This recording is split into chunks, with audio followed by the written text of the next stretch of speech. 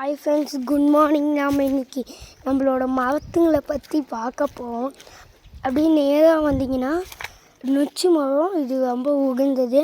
அதே மாதிரி பெரிய மரமாகவும். இப்படி வந்தீங்கன்னா தென்னை மரம் ஒன்று இருக்குது. இப்படி வந்தீங்கன்னா நாகலிங்க மரம். இது நாகலிங்க மரம். இது பூ உள்ளே சிவலிங்கம் வச்சுருக்கும். இந்த பூக்குள்ளே சிவலிங்கம் இருக்கும். இது ரொம்ப உகந்ததுங்க. இது மந்தாரைங்க. இது அங்கே கருங்காலி இருக்குது. கருங்காலி இது கருங்காலிங்க. கருங்காலி இருக்குது பாருங்க. இது கருங்காலிங்க.